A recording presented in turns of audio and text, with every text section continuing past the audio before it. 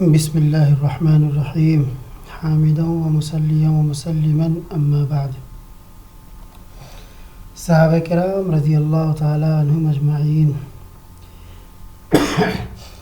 اپنے اپنے ذوق کے مطابق حضور اکرم صلی اللہ علیہ وسلم سے مختلف سوالات کیا کرتے تھے۔ جس کو جو ضرورت پیش آتی وہ سوال کرتے۔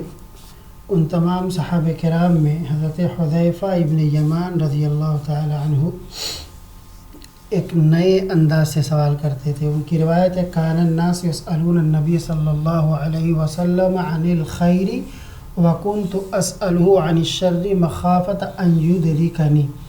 لوگ حضور اکرم صلی اللہ علیہ وسلم سے خیر کے بارے میں اور بھلائی کے بارے میں پوچھتے تھے اور عمل کرتے تھے، اور میں شر کے بارے میں پوچھتا تھا تاکہ جو جہاں بھی شر چھپا ہوا ہے اس سے میں بچ جاؤں، مخافت ان یدرکنی کہ کہیں وہ شر اور برائی یا عیب کہیں مجھے نہ لگ جائے۔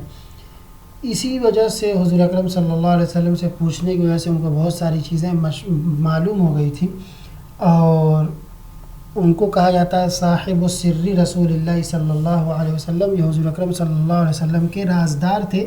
آپ صلی اللہ علیہ وسلم نے ان کو منافقین کے بارے میں بڑی تفصیل سے بتایا تھا۔ اسی لیے جب کوئی جنازہ لایا جاتا حضرت عمر ابن خطاب رضی اللہ تعالی عنہ پوچھتے تھے کہ حذیفہ ابن یمان نماز پڑھنے آئے ہیں جنازے کی یا نہیں۔ اگر حذیفہ ابن یمان نماز پڑھتے تو حضرت عمر بھی پڑھتے، اور اگر نہ پڑھتے تو نہیں پڑھتے تھے، اس ڈر سے کہ کہیں یہ آدمی منافق نہ ہو۔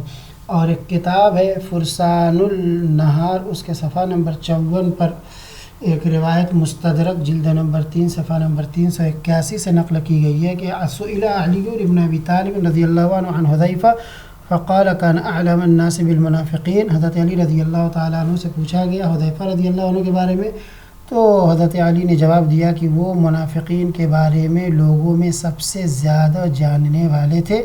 وقال علم المنافقین، اور یہ بھی کہا کہ وہ منافقین کو اچھی طریقے سے پہچانتے تھے۔ یعنی حضرت علی نے سوال کیا تھا، حضرت علی سے سوال کیا گیا تھا اور انہوں نے یہ جواب دیا تھا۔